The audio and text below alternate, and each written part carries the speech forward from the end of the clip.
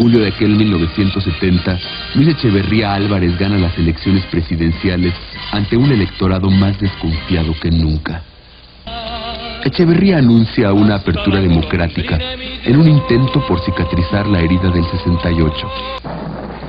Jueves 10 de junio de 1971. En San Cosme aparecen los halcones, un grupo de choque paramilitar fuertemente armado. Ante la mirada vigilante de policías y granaderos, los halcones cargan violentamente contra los manifestantes. Es jueves de Corpus. El regente de la Ciudad de México, Martínez Domínguez, renuncia. Y en Guerrero, Genaro Vázquez Rojas se pone en pie de lucha. La economía del país va perdiendo rumbo. Tampoco tiene dinero. El crecimiento económico se reduce en forma alarmante. Es 1972 y la guerrilla en México avanza. En Guerrero, Genaro Vázquez Rojas cae, pero la lucha parece no detenerse. La inversión privada continúa restringida. Los empresarios no confían. Sospechan del presidente Echeverría y sus coqueteos con ideas socializantes. Los rumores de la ultraderecha recorren el país. Es cierto que va a haber un golpe de Estado. Eso dicen. Lo que pasa es que dicen que Echeverría recibe órdenes de Moscú. El último informe de Echeverría fue el más largo que se haya pronunciado en la historia del país. El tema principal fue la devaluación. El peso dejó de flotar y la paridad, después de 2 décadas de no moverse de 12.50, se fijó en 19.70. Al día siguiente, los aumentos de precios se generalizaron en casi todos los productos. Echeverría destapó al secretario de Hacienda, José López Portillo, como su sucesor. Pero allí estaba la esperanza del petróleo que tanto promovía Díaz Serrano, director de Pemex. La crisis continuaba, los precios subían y el problema de la falta de vivienda también se agudizó en las grandes ciudades. Sin embargo, y para ejercer un mayor control sobre la oposición, en 1977 las cámaras aprobaron la Ley de Organizaciones Políticas y Procesos Electorales.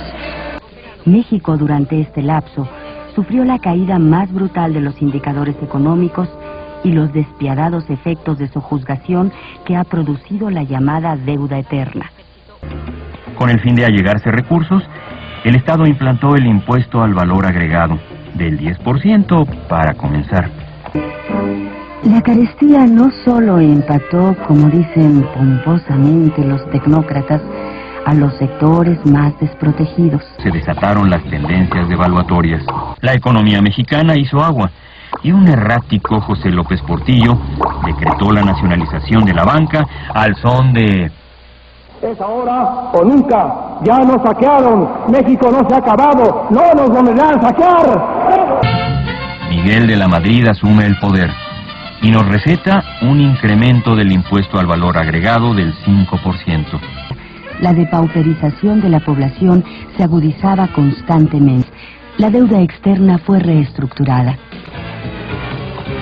El peso comenzó su deslizamiento constante, política cambiaria que se mantendría vigente por más de 10 años. Subían los precios en todos los bienes y servicios de forma despiadada. La gasolina subió a 40 pesos. Por instrucciones del director de seguridad de la Secretaría de Gobernación, fue ejecutado a tiros el periodista Manuel Buendía. La deuda externa es renegociada y México obtiene excelentes notas por su aplicación y disciplina, según el Fondo Monetario Internacional. La moneda mexicana vuelve a caer frente al dólar. Queda en 200 por 1. El narcotráfico permeó todos los niveles del gobierno mexicano y generó un imperio al resguardo de quienes supuestamente cobran por combatir el delito. A principios de este año se desploma el mercado del petróleo a nivel mundial. La promesa de riqueza y bonanza que el oro negro prometía a los mexicanos se ha derrumbado. La deuda externa agobia al gobierno federal. En un afán por mejorar sus finanzas, ordena la desaparición de varias empresas paraestatales pretendiendo racionalizar el gasto público.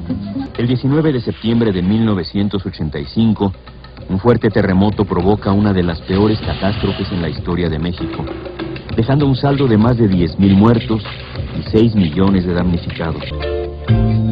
Ante la perspectiva de la sucesión presidencial, surge al interior del Partido Revolucionario Institucional un movimiento renovador, encabezado por Porfirio Muñoz Ledo y Cuauhtémoc Cárdenas.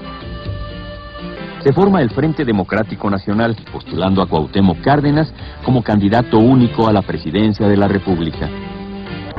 Sin embargo, los resultados oficiales de la elección de presidente de la República dan el triunfo a Carlos Salinas de Gortari. Todos los partidos de oposición denuncian un gran fraude electoral. Mi abuelita, mi papá, bueno, todos están votando y ya murieron. A pesar de las protestas, Carlos Salinas de Gortari toma posesión como presidente de la República, en medio de un denso ambiente de rechazo.